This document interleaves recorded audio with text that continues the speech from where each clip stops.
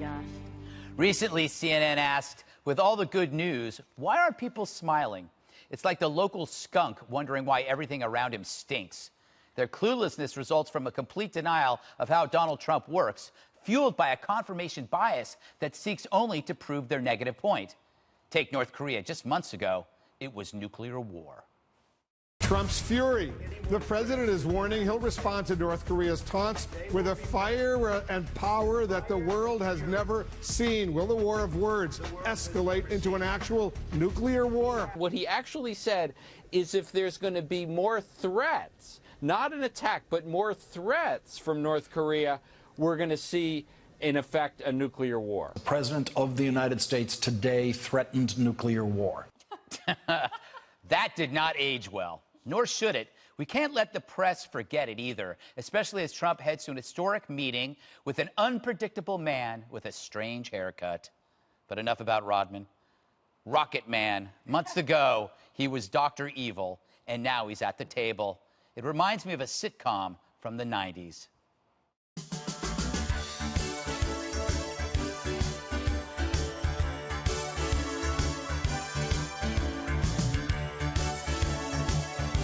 So we'll see what happens. We'll see what happens. Let's see what happens. We'll see what happens. So we'll see what happens. We'll see what happens. Oh, God. Now, before you say Kim wins by inclusion, isn't that how diplomacy works? You know, meet with the guy, talk to him. It's funny, dialogue used to be the left's safe word. We're always being told we need a national conversation about stuff. So here's an international conversation. Yet the same dopes who condemn Trump's fire and fury now chide the opposite.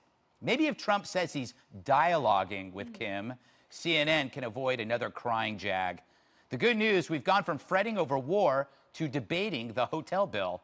How could the press miss this? Well, they hate the guy, Trump that is. They're so married to safe, predictable politicians whose main risks involve choosing the red tie for the fundraiser. Trump runs circles around them because in his world, he had to.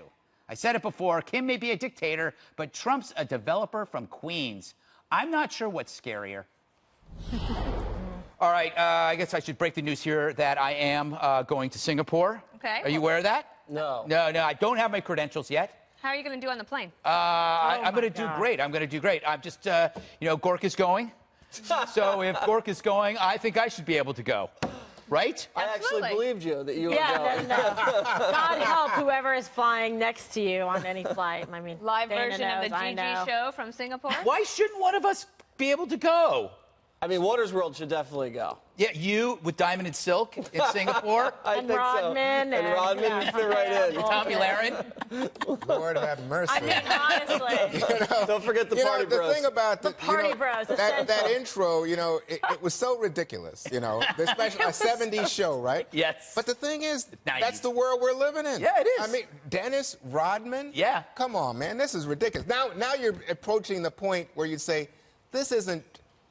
This is absurdity. This is like something somebody dreamed up a play, and you'd say that play doesn't work. Nobody's going to believe that. That jumped the shark long time ago. But to your point, this is something that hasn't happened before, and maybe that's why it's happening, Dana. They took a salesman from Queens, like the process. He always looked at this as like a process when you're buying a house or renovating a property.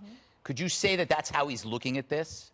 I don't know. Maybe, but I also think that one of the reasons it's happening as well is that the Kim family, with Kim Jong-un being the ultimate one, they got the nuclear weapon. Yeah. So now they feel like they're equals. They feel like they have an ability to come to the table and actually negotiate. And the sticking point about denuclearization, what does it really mean and how will it all work? I would say cautiously optimistic. Yes. I'm not necessarily a cynic or a skeptic on it. I do hope that it works, but I also know that we're dealing with the North Koreans.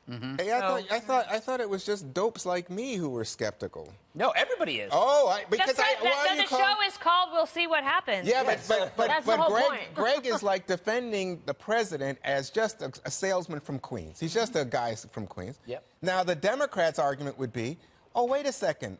Don't we usually have people who have mastered foreign affairs and diplomacy involved, like and John they Kerry. have this. They decided, believe me, there were previous offers from the Kim family, the grandfather, father, and now him, for meetings, but everybody said no because we're not giving you that. Old and then school. you said that was dopey and old school. That's right.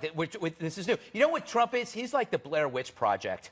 After that movie came out, all other movies changed.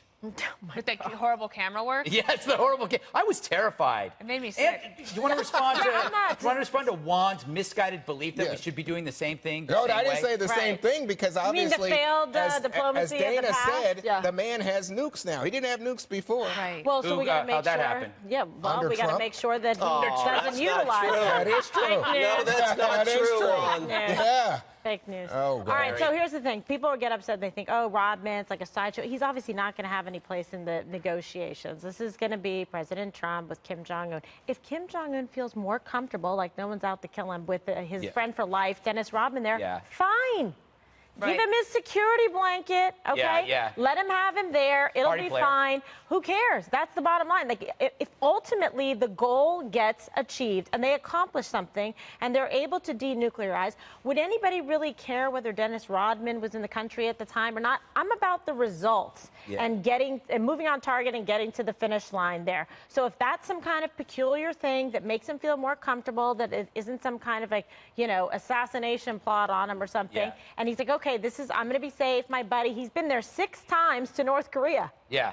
How many people can say that? That's a Who great would point. wanna say Do you that? remember when the left sent James Taylor over to Europe for diplomacy? Yeah. And they thought that was brilliant? And the so song. Trump sends Rodman, and he gets beat up for that. I mean, I don't see what the difference is. Kimberly's point's exactly correct. He's met Little Rocket Man more than any other American on the face of the earth. They've done karaoke together. They've gone skiing together.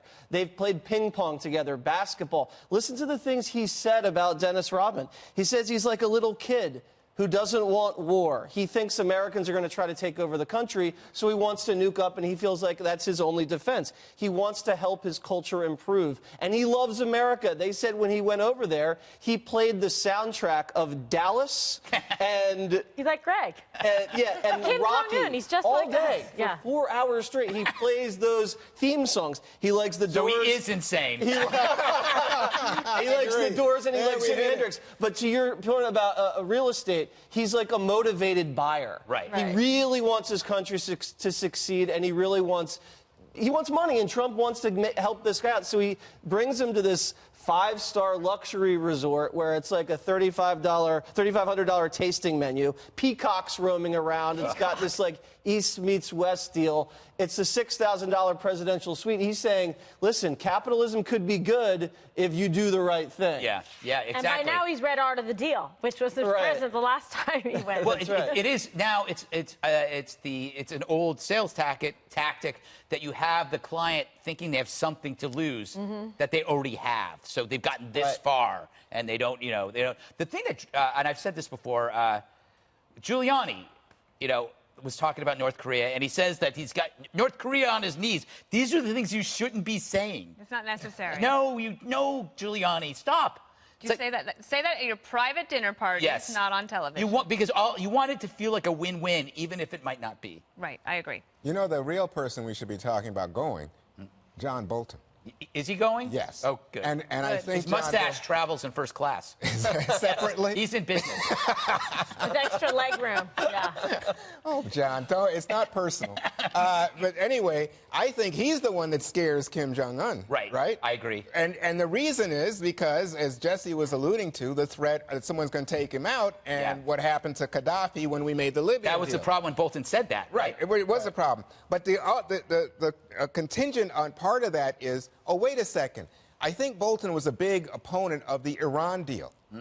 Ideally, if we had the best possible outcome from what happens, it would be the North Korean deal along the lines of the Iran deal when Bolton's an opponent there. Wait, you mean where you can self-inspect your own nuclear facilities? No, you want the North Koreans to be able to do that? You go on with that bogus argument. The fact is, so you want to we have a give the thing North that Koreans has been inspected. $6 billion in cash? Is that what you want to do too? Even the Trump administration certified the deal. So I'm just saying, I think that what happens here, by the way, is we just go back and say, oh, yeah, the Korean War is over. We're going to try to be friends. This is the start of the process. I think the president said much the same. Yeah, you could be right. We'll see what happens. The one thing, though, is there's breaking news today about, it was an AP, President Obama fudging about the Iran. Yeah, so apparently the Obama administration let the Iranians skirt all of these financial sanctions to give them access to like billions of dollars of hard American currency.